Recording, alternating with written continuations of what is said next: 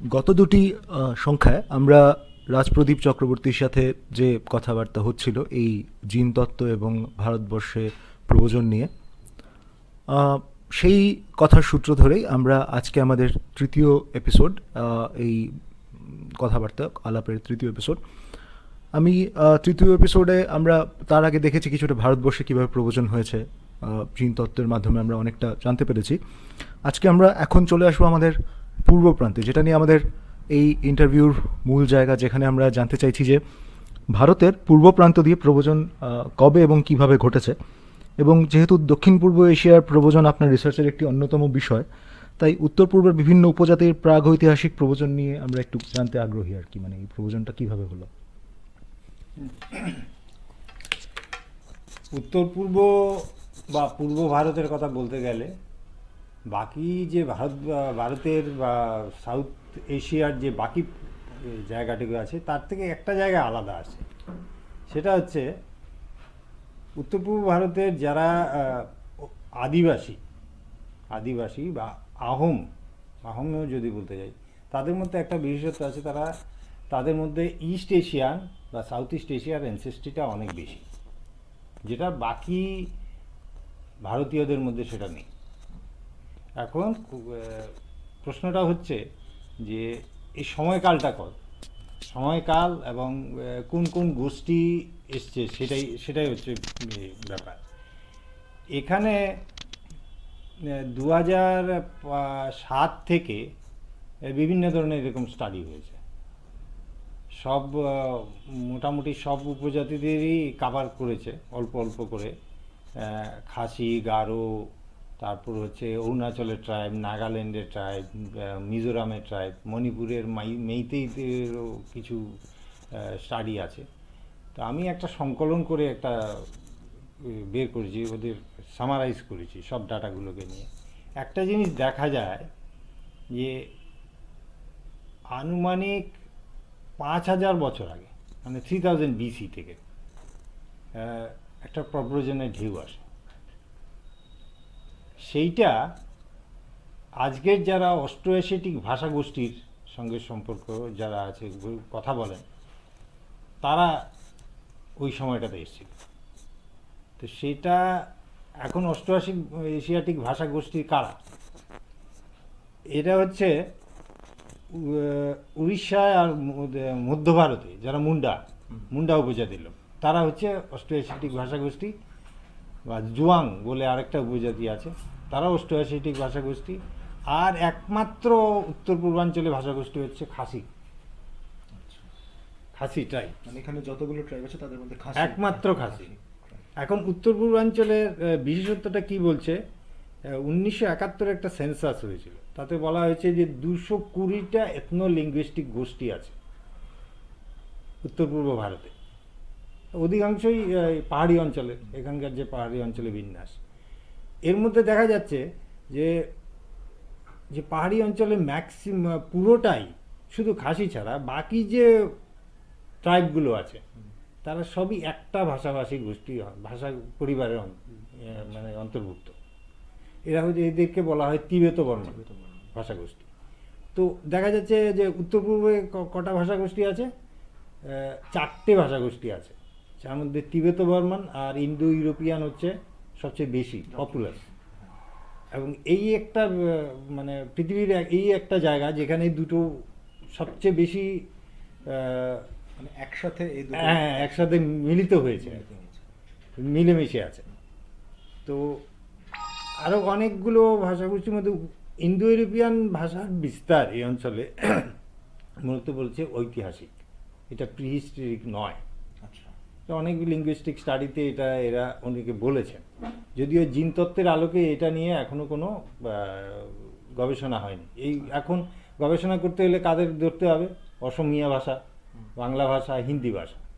এখন হিন্দির বিস্তার তো হিস্টোরি, এটা তো আর আলাদা করে বললে লাভ নেই যে এটা প্রি হিস্টোরিক কোনো কালে হয়েছিল। সেইভাবে বাংলা অসমীয়ার ভাষা বিস্তারও সেই একইভাবে এটা হিস্টোরিক সময় বলছে, মানে গত 2000 বছরের মধ্যে হয়েছে। এখন বাংলা ভাষার ইতিহাস আর অসমীয়া ভাষার ইতিহাস যদি আমরা অরিজিন খুঁজতে যাই, তাহলে এটা প্রি হিস্টোরিক ভাষা, এটা নিয়ে অনেকেই দ্বিমত করবে। কারণ বাংলা ভাষার জন্ম হয়েছিল হয়তো সেইভাবে ফর্মালি জন্ম হয়েছিল কবে, প্রায় হয়তো 1500 বছর হবে। পাল রাজার সময়ই তো এটা শুরু হয়েছিল। তার আগে সেভাবে শোনা যায় না। শোনা যায় না। তো বাঙালি বলতে যাদেরকে বোঝায়, সেই বোঝাটা পাল রাজার সময় থেকেই গঠনটা শুরু হয়েছিল ভাষার। তো যাই হোক, তো এখানে আমরা দেখতে পাচ্ছি সময়কালটাকে, এখানে যে জিনোমের অ্যানালাইসিস করে একটা জিনিস এক্সপানশন টাইমটা বোঝা যায়। যেমন বোঝা গিয়ে দেখা যাচ্ছে যে ওয়াই ক্রোমোজোমের একটা প্যাটার্ন আছে। আগেই বলেছি ওয়াই ক্রোমোজোম দিয়ে প্যাটার্নাল লিনিয়েজটা পাওয়া যায়। এটাতে একটা জিনিস খুব ইন্টারেস্টিং ব্যাপার পাওয়া গেছে, যে এই অস্ট্রোএশিয়াটিক ভাষার সঙ্গে একটা ডেফিনিট জেনেটিক প্যাটার্নাল ক্লাইনের সম্পর্ক আছে। আচ্ছা। মুন্ডাদের মধ্যে প্রায় 60 থেকে 65% ওই পার্টিকুলার প্যাটার্নাল ক্লাইন আছে, যাদের জন্ম হয়তো ইয়াংজি রিভার বেসিনে হয়েছিল। আচ্ছা।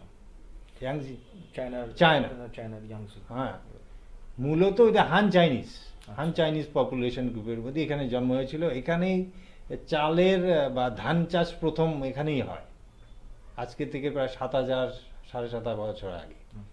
একটা হচ্ছে ইয়াংজি রিভার বেসিন, আর একটা হচ্ছে ইয়েলো রিভার বেসিন। ইয়েলোটা একটু উপরে নর্থে। ইয়েলো রিভার বেসিন থেকে ওই সময়টাতেই আবার মিলেট চাষের, চাল আর ধান আর মিলেট চাষের একসঙ্গে ইয়েটা হয়ে এরা তিব্বতে পর্যন্ত এক্সপানশন করে, সেটা ইয়েলো রিভার বেসিন থেকে হয়েছে। সেই থেকে এদেরকে একটা ধরা হয়েছে যে ইয়েলো রিভার বেসিন থেকে তিব্বত বর্মান ল্যাঙ্গুয়েজের উৎপত্তি। আর যখন এরা ইয়াংজি রিভার বেসিন থেকে যখন এরা সাউথের মানে দক্ষিণ দিকে এরা এক্সপানশন করে, তখন শুরু হয় অস্ট্রোএশিয়াটিক ভাষার বিকাশ। আচ্ছা, মানে সেটা কি অস্ট্রোএশিয়াটিকটা আগে হয়েছে, তিব্বত বর্মনের আগে হয়েছে? তিব্বত বর্মনের আগে হয়েছে, অস্ট্রোএশিয়াটিকের প্রব্রজন আগে হয়েছে কিনা পরে হয়েছে সেটার কোনো ডেফিনিট কোনো আনসার নেই। আচ্ছা। যদিও দেখা যাচ্ছে যে এই দুটো ভাষাগোষ্ঠীর সঙ্গে দুটো প্যাটার্নাল ক্ল্যান কিন্তু জড়িত। আচ্ছা। এখানে ক্রস হচ্ছে না। যেমন মুন্ডাদের মধ্যে ওই তিবেত বর্মন ভাষাগোষ্ঠীর সঙ্গে যে ওয়াইডিএনের প্যাটার্নটা আছে, সেটা কিন্তু এদের মধ্যে নেই, মুন্ডাদের মধ্যে নেই। আচ্ছা। খাসিদের মধ্যে আছে, কম পরিমাণে আছে। সেটাও ধরা হচ্ছে যে পরবর্তীকালে বা এখনও খাসি আর অ্যাডজাসেন্ট যে গারো পপুলেশন আছে, গারো পপুলেশনটা হচ্ছে তিবেত বর্মন গোষ্ঠী। এরা তো মেট্রিলিনিয়াল সোসাইটি। তো এরা হচ্ছে কি, যখন বিয়ে করে তাদের মধ্যে বিয়ের সম্পর্ক আছে, যখন বিয়ে করে তখন এই পুরুষরা তো চলে আসছে, খাসি অঞ্চলে চলে আসছে, ফলে সেখানে ওয়াইডিএনের প্যাটার্নটা চেঞ্জ হয়ে যাচ্ছে। তিবেত বর্মনের যে ওয়াইডিএনএ গ্রুপটা সেটা চলে আসছে, মিক্সিং হয়ে যাচ্ছে। এবং সেটা কি ম্যাট্রিলিনিয়াল ইয়েটা কি পুরো অস্ট্রোএশিয়াটিক যে যেটা আছে, যারা আছে না, মুন্ডাদের মধ্যে তো নেই, এটা তো প্যাট্রিয়ার্কাল সোসাইটি।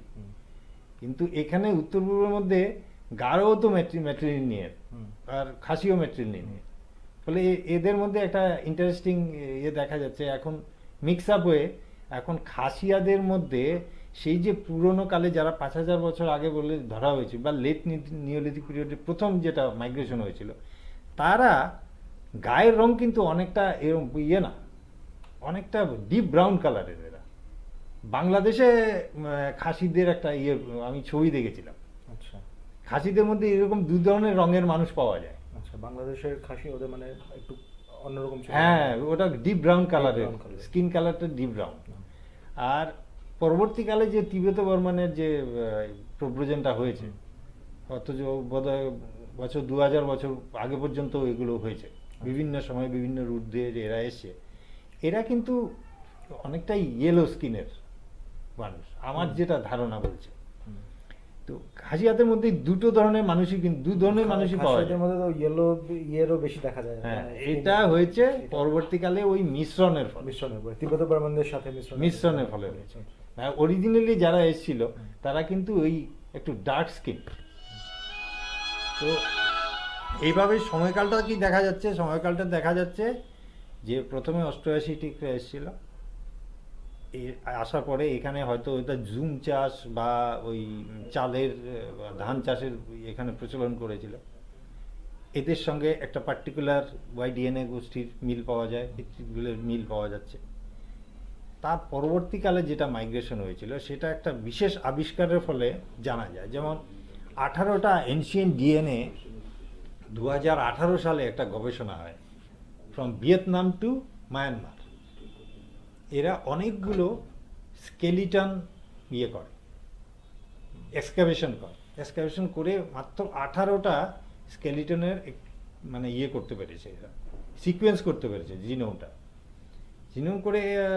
এটা থেকে এটা বোঝা যায় যত মডার্ন টাইম এসছে আর কি, যত টাইম গড়িয়েছে তত তিবেত বর্মান গোষ্ঠীর মানুষের সাথে ওদের জিনোমের মিল পাওয়া যাচ্ছে। আর যত পুরনো, যেমন ম্যানবাগ বলে একটা জায়গা আছে ইয়েতে ভিয়েতনাম, সেখানে যেটা পাওয়া গেছে সেটা প্রায় 4100 বছর পুরনো। সেখানে তো পুরো পাওয়া গেছে যে এরা অস্ট্রো এশিয়াটিক গোষ্ঠীর মানুষ। এখনো তো ভিয়েতনাম লাওসে অস্ট্রো এশিয়াটিক গোষ্ঠী ল্যাঙ্গুয়েজই চলে। সেইভাবে থাইল্যান্ডে চলছে ডাইক বলে একটা ল্যাঙ্গুয়েজ, তাই বলে। এই এই এই ল্যাঙ্গুয়েজ গোষ্ঠীর কিন্তু একটা ছোট্ট ট্রাইব, মানে কম সংখ্যক মানুষ, অরুণাচলের একটা জায়গা, এরা কিন্তু এখনো ডাইক ল্যাঙ্গুয়েজে কথাবার্তা বলে, ডাইক ল্যাঙ্গুয়েজ গোষ্ঠীর। এর মধ্যে থাইল্যান্ডের তাই এর তো ন্যাশনাল ল্যাঙ্গুয়েজ, ওই গোষ্ঠীর অন্তর্গত। আসামে যখন হিস্টোরিক মাইগ্রেশনটা হয় তখন এই তাই গোষ্ঠীর লোকেরাই কিন্তু আসে। তাই আহমেদের সঙ্গে রিসেন্টলি একটা, এখনো প্রকাশ হয়নি গবেষণাটা, তাতে ওরা মিল পেয়েছে যে থাইল্যান্ডের মানুষের সাথে আহমের মানে জেনেটিক মিলটা, উৎসটা হচ্ছে থাইল্যান্ড। তো যাই হোক, সেটা হিস্টোরিক টাইমে। তো ওই সময়টাতে যখন পরবর্তী সময়ে তিবেত বর্মান যখন মাইগ্রেট করে, বিভিন্ন সময়ে বিভিন্ন মাইগ্রেটরিয়ান ওয়েভ হয়ে এসেছিল, এরা রিপ্লেস করে দেয়। এক হয় রিপ্লেস করেছে প্রিহিস্টোরিক মাইগ্রেশন, শুধু সেই অস্ট্রো এশিয়াটিক, যেটা অস্ট্রো এশিয়াটিক, পরে তিবেত বর্মনও প্রিহিস্টোরিক টাইম। এটা ব্রোঞ্জ এজে হয়েছে। হ্যাঁ, 2000 বছর আগে, 5000 থেকে 2000 বছর এই সময়কালটা ধরানো যায়। একদম প্রথমে 5000 বছর আগে হয়েছিল অস্ট্রো এশিয়াটিক মাইগ্রেশনটা। তারপরে যে মাইগ্রেশনাল ওয়েভগুলো আসছিল ফ্রম ইয়েলো রিভার বেসিন থেকে নেমে, এরা মধ্যের এই মায়ানমার আর জায়গাটা, এরা পুরো অঞ্চলটা এরা মানে এখানে ল্যাঙ্গুয়েজে টার্ন ওভার হয়ে যায়, এক জিনোমিক টার্ন ওভারও হয়ে যায়, মানে মিশ্রণ হয়েছে এবং পুরো জেনেটিক ইয়েটা, সিনারিওটা চেঞ্জ করে দিয়েছে। এর ফলে হয়েছে কি, অস্ট্রো এশিয়াটিক যে ভাষাগোষ্ঠীর মানুষরা ছিল তারা হয় পূব দিকে চলে গেছে, না হলে পশ্চিম দিকে চলে গেছে। এবং পূব দিকে যারা গেছে, যেমন পূব দিকে লাওস, ভিয়েতনাম, এরপরে তো কোস্ট লাইন, ভিয়েতনামের পরে তো সমুদ্র। এরপরে কিন্তু তিবেত বর্মন গোষ্ঠীর ভাষাগোষ্ঠীর মানুষেরা নেই, এরপরে আছে অস্ট্রোনেশিয়ান ভাষাগোষ্ঠীর মানুষ, ইন্দোনেশিয়া, বালি, ওই অঞ্চলটাতে। সেখানে অস্ট্রোনেশিয়ান ভাষাগোষ্ঠী। এখানে 3টে ভাষাগোষ্ঠীর কথা বলছি কিন্তু, অস্ট্রো এশিয়াটিক, তিবেত বর্মন, অস্ট্রোনেশিয়ান। হ্যাঁ, ওটা ওশেনিয়ান অঞ্চল, অস্ট্রেলিয়া হয়ে আশপাশে যে আইল্যান্ডগুলো, ছোট ছোট দেশগুলো আছে সেখানে। তো একটা জিনিস বোঝা যাচ্ছে যে পপুলেশন রিপ্লেসমেন্টটা কিভাবে হয়েছে। ওই এনশিয়েন্ট ডিএনএ যেগুলো থেকে কঙ্কাল থেকে বের করে, ওই সময়টাতে ডাইরেক্ট এভিডেন্স, ওটা থেকে বোঝা যাচ্ছে যে একটা জেনেটিক টার্নওভারের সঙ্গে পপুলেশন মানে ল্যাঙ্গুয়েজেরও অ্যাডাপ্টেশন হয়েছিল। আইদার ওই মানুষগুলো তিবেত বর্মন ল্যাঙ্গুয়েজ গ্রহণ করেছে, না হলে চলে গেছে।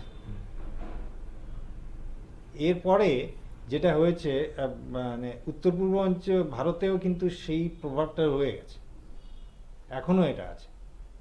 ফলে একটা জায়গায় দেখা যায় যে খাসি একটা মাত্র জনগোষ্ঠী যারা অস্ট্রো এশিয়াটিক ভাষায় কথা বলছে, তারা একটা ছোট্ট পাহাড়ি অঞ্চলে সীমাবদ্ধ।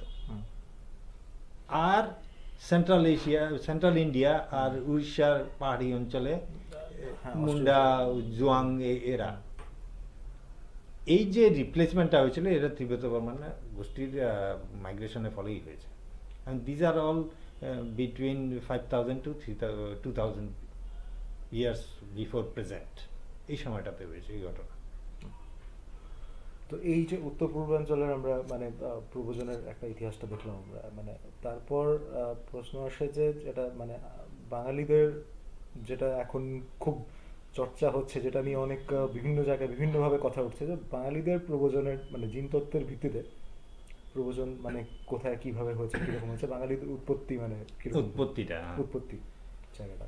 হ্যাঁ, এই জায়গায় দক্ষিণ এশিয়ায় বাঙালিদের মতো এত কমপ্লেক্স ইয়েটা আর নেই। আমি আমি কয়েকটা স্টাডিতে দেখেছি, তো বেঙ্গলিজ আর made up of numerous population groups genetic ইয়েতে।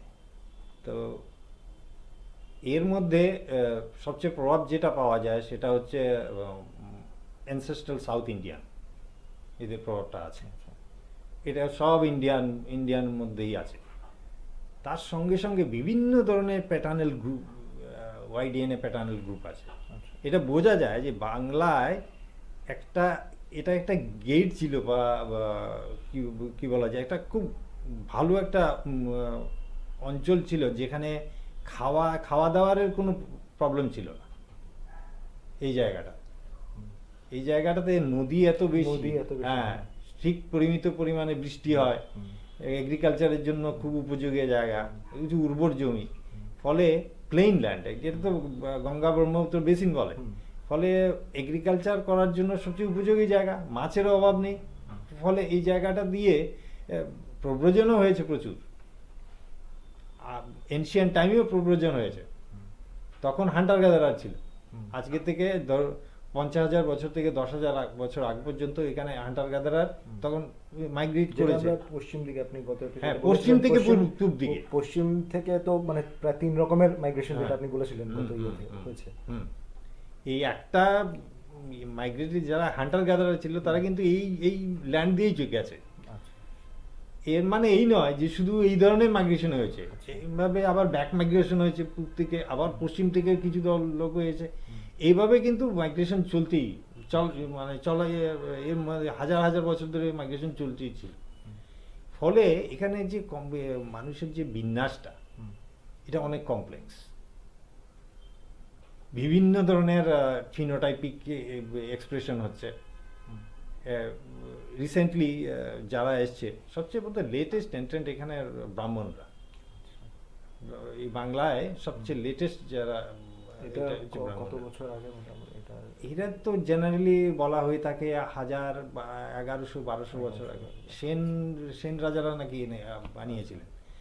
এগুলোর তো ডাইরেক্ট কোনো ইয়ে নেই, তবে আমি দু একটা জায়গায় ক্যালকুলেশন করে দেখেছিলাম আর 2-3 জন মানুষের সঙ্গে কিছু মার্কারের, এগুলো স্ট্যাটিস্টিক্যাল অঙ্ক কষার মতো। তাতে দেখা যাচ্ছে যে তাদের সঙ্গে আমার কমন অ্যানসেস্টরের ডিফারেন্সটা হচ্ছে, যদি 95% আমি প্রবাবিলিটি ধরি, কনফিডেন্স ইন্টারভ্যাল ধরি, তো 2100 বছর হয়। আচ্ছা, কিন্তু সেম গোত্রের। কিন্তু এতে থেকে একটা জিনিস হচ্ছে যে এখানে আসা বাংলায় যে ব্রাহ্মণরা এসেছিল তারা কিন্তু বিভিন্ন ওয়েবে এসেছিল, বিভিন্ন ভাগে এসেছিল। বিভিন্ন সময় গোত্রের যে সূচনাটা এটা নর্থ ইন্ডিয়াতেই হয়েছে। আচ্ছা, বাংলাদেশে বিভাগ হয়নি, এবং একটা গ্রুপ আসেনি, হয়তো নাম্বার অনেকগুলো গ্রুপ এসেছে, গোত্র বিভিন্ন সময়ে বিভিন্ন গোত্র ব্রাহ্মণেরা এসেছে হয়তো। এটাই আমি, কারণ এটাই আমার এটা একটা ইন্ডিপেন্ডেন্ট ইয়ে হয়েছে, কারণ আমি 12টা বা 14টা মার্কারের মতো ডিফারেন্স আমি দেখেছি। যে ভদ্রলোক উনিও আমার গোত্রেরই মানুষ, হ্যাঁ, তো আমরা শেয়ার করেছিলাম, শেয়ার করার পরে আমরা দুজনে মিলে বের করেছি যে এটা এইরকম বয়স হবে। যদি 50% প্রবাবিলিটি ধরি তাহলে 1200 বছর হয়, আর যদি 95% যদি কনফিডেন্স ইন্টারভেলে আনি তাহলে দেখা যাচ্ছে এটা 2100 থেকে 2200 বছর। তাহলে আমি ধরতে পারি 1700 থেকে 1800 বছর আগে আমাদের কমন অ্যানসেস্টর ছিল। আচ্ছা, আমাদের এই দুজনের। তাহলে বোঝা যাচ্ছে গোত্রের, কারণ ব্রাহ্মণদের মধ্যে গোত্রটা কিন্তু খুব স্ট্রিক্টলি মেনটেন করে, বাকিদের এতটা নয়। তো ব্রাহ্মণদের যেহেতু গোত্র মেনটেন, তাহলে একটা ধারণা পাওয়া যায় যে কোন সময় কি হয়েছিল। যাই হোক, ফিরে আসি ওই কথাটা। বাঙালিদের মধ্যে প্যাটার্নাল গ্রুপে প্রায় 5 থেকে 6 ধরনের প্যাটার্নাল গ্রুপ পাওয়া যায়। হ্যাপ্লোগ্রুপ, ওয়াইডিএনএ হ্যাপ্লোগ্রুপ। ম্যাটার্নাল গ্রুপ কিন্তু একটাই অলমোস্ট একটাই, 90% বিলংস টু, আগে যে বলেছিলাম ম্যাটার্নাল গ্রুপ এম, এই এম এর সঙ্গেই ম্যাটার্নাল গ্রুপ এম এ কি। আচ্ছা, সেই এম গ্রুপ থেকেই মেটানেল Maternal একই। একই। সো যে কমনালিটি যেটা আছে বা কমননেস বা যাই বল, হুম। সেটা যেটা আছে সেটা থ্রু ম্যাটার্নাল গ্রুপই আছে। আচ্ছা। না, এর মধ্যে একটা জিনিস দেখা যায়, যত আমরা পূব দিকে আসছি হুম। তত দেখা যাচ্ছে যে ইস্ট এশিয়ান অ্যানসেস্ট্রি কিছু আর পাওয়া যাচ্ছে আচ্ছা, বাঙালিদের মধ্যে, মানে যত পূব দিকে আসছে। তিবেতো বর্মনদের সাথে হ্যাঁ, অস্ট্রো এশিয়াটিকদের অস্ট্রো সাথে- এশিয়াটিক, এখন তো অস্ট্রো এশিয়াটিক ভাষাগোষ্ঠী তো বাংলাদেশে আছেই, সিলেট অঞ্চলেতে আছেই, পাওয়াই যায়। তো 1 থেকে 2000 বছর আগে তাদের যে অ্যাডমিক্সচার হয়নি সেটা কে বলতে পারে? হুম। হয়েছে। হুম। যত আমরা লোয়ার কাস্টের দিকে আমরা যাব তত দেখবো যে এই অ্যানসেস্ট্রি পরিমাণটা বাড়ছে। হুম। আর ইন্টারেস্টিং পার্ট হলো, আমি লোয়ার প্রায়, কাস্টের মধ্যে মানে একদম ইন্টার কাস্ট মানে ইয়ে সব খুব বেশি হয়েছে সেই সময়। হ্যাঁ ওইটা মিক্সিংটা হয়েছিল, মিক্সিংটা খুব বেশি সেই হ্যাঁ সময় হয়েছিল। খুব বেশি হয়তো না হলেও হুম। অনেক সময় দেখা যায় যে ওদের এনসেস্ট্রি 10 to 15% ইস্ট এশিয়ান এনসেস্ট্রি আছে। আচ্ছা। অনেককে তো দেখতেও তো বাঙালি বলছে বাংলা, কিন্তু হুম। হয়তো 5 পুরুষ ধরে বা 7 পুরুষ ধরে বাঙালি, কিন্তু দেখতে পুরো ইস্ট এশিয়ানদের মতো। কেন? ওই ইস্ট এশিয়ান এনসেস্ট্রি এসে ঢুকে গেছে হুম। কোনো না কোনো সময়। হুম। তো এইটা একটা ফিচার আসছে বাঙালির। আর একটা যেমন আপার কাস্টের মধ্যে দেখা যায় যে ওয়েস্ট ইন্ডিয়ান হুম। এনসেস্ট্রিটা অনেক বেশি। আচ্ছা। ফলে এই যে মিশ্রণটা হচ্ছে সেটা আজকে থেকে কমসে কম 4000 4500 বছর আগের থেকে শুরু হয়েছে, আচ্ছা। হয়তো এখনো চলছে। হুম। কিন্তু একটা সময়ে হিন্দুদের মধ্যে তো এন্ডোগামিটা, স্ট্রিক্ট এন্ডোগামি প্রথা ইয়েটা চালু হয়, মানে সমজাতির মধ্যে বিবাহ প্রথাটা, হুম। সেটা চালু হয়েছে গুপ্ত রাজাদের আমলে। হুম। হুম। তারপরে প্রায় 2000 বছর ধরে তো স্ট্রিক্ট এন্ডোগামি এখনো কিন্তু এখনো চলছে, চলছে। এখনো চলছে, কেউ অস্বীকার করতে পারবে না যে যা হচ্ছে সেটা তো আউট এটা অফ কিছুটা এখন চেঞ্জ হচ্ছে, কিন্তু সেটা তো এখনো আছে, সেই এখনো ব্যাপারটা আছে। এখনো আছে পুরোপুরি সমাজে কিন্তু ওই সোসাইটির মধ্যে আছে। হ্যাঁ, সোসাইটির মধ্যে ওটা আছে। তো বাঙালি জাতির গঠন হুম। এই লিঙ্গুইস্টিক গ্রুপ হিসাবে, হুম। সেটা তো পাল রাজাদের সময় শুরু হয়। তার আগে একটা ইয়ের খবর মানে আমি পেয়েছিলাম, এটা গঙ্গারি ডাইবল। হ্যাঁ। তারা গঙ্গায়, এরা ভালো মানে যোদ্ধা ছিল। হুম। এদের সময়কালটা হচ্ছে আলেকজান্ডারের ভারত আক্রমণের সময় এরা, গঙ্গারিডের তো একটা মানে রাজ্য ছিল, মানে গঙ্গারিডাই যেটা বলা সেটা হচ্ছে, সেটা সেটা আমারও তো আচ্ছা। জানা নেই। আচ্ছা। আমি পেয়েছিলাম ওটা। আচ্ছা। তো এরা হয়তো, এরা কি ভাষায় কথা বলতো তো জানা নেই। এটা মৈথিলি ভাষায় কথা বলতো না, বাংলা তো তখন এসেছিল কিনা সেটা জানা নেই। তবে বাংলা হরফের আর ভাষার প্রচলন, সেটা তো বাংলা হরফও তো পরিবর্তন এসছে বিভিন্ন সময়, পরিবর্তন এসেছে, সেটাই হলো গবেষণা সাপেক্ষ ব্যাপার। তবে এখন যে বাঙালির যে চরিত্র বা বৈশিষ্ট্য, সেটা অনেক মডার্ন, অনেক মডার্ন। সেটা গত 1000-1200 বছরের অ্যাডমিক্সচার, এটারই ফসল। 2000 বছর আগে এই বাঙালি সেই বাঙালি ছিল না, সেটা তাদের কম্পোজিশন অন্যরকম ছিল। যেটা ভাষার দিক দিয়ে তো কিছুটা বোঝা যায়, হ্যাঁ। মানে চেঞ্জ হয়েছে। তো জিন তত্ত্বের জায়গা থেকে আমি জানতে চাইছিলাম যে মানে হ্যাঁ। অনেক চেঞ্জ, অনেক পরিবর্তন এসেছে। অনেক পরিবর্তন হয়েছে। তবে একটা একটা ব্যাপার কি, কিছুদিন আগে বাংলাদেশ থেকে অনেক স্যাম্পল কালেক্ট করা হয়েছে, আচ্ছা। চলছে, কাজ চলছে। আমার কাছে মাঝে মধ্যে ইন্টিমেশনগুলো আসে। হুম। তো হয়তো বছর দেড়েক দুয়েক লাগবে সেটা ফর্মাল অফিসিয়াল আরো details আমরা জানতে পারবো। পেপার, আরো বছর দেড়েক দুয়েক লাগবে, তখন হয়তো কিছুটা জানা যাবে ব্যাপারটা। তবে মোটামুটি এই ব্যাপার যে যত আমরা ইস্টের দিকে আসছি তত আমরা ইস্ট এশিয়ান অ্যানসেস্ট্রিও পাচ্ছি বাঙালিদের মধ্যে, যত আমরা পশ্চিম দিকে চলে যাচ্ছি তো ওয়েস্ট এশিয়ান ancestry। কিছুটা ডমিনেট করছে। আর বাঙালি ব্রাহ্মণরা অনেকটাই বাকি বাঙালিদের থেকে অনেকটাই আলাদা, আচ্ছা। কারণ দে লেটেস্ট এন্ট্রেন্ট। হুম। আরেকটা ব্যাপার হচ্ছে এই বাঙালিদের যে উত্তর পূর্ব ভারতে হুম। বাঙালির যে প্রব্রজন, হুম। সেটা তো যদি কেউ বলে যে 2000 বছর আগে হয়েছিল, তাহলে তো এটার প্রমাণ এখনো পাওয়া যাচ্ছে না। আচ্ছা। তাহলে বাঙালি বাংলা ভাষা যে বাঙালি হিসাবে হুম। এটা ভাস্কর বর্মনের সময়ে হয়তো তার কোচ ওই ইয়েটা তার রাজাটা তখন তো আসাম বলেও কিছু ছিল না। কামরূপ রাজ্য ছিল, কামরূপ ছিল। কামরূপ ছিল।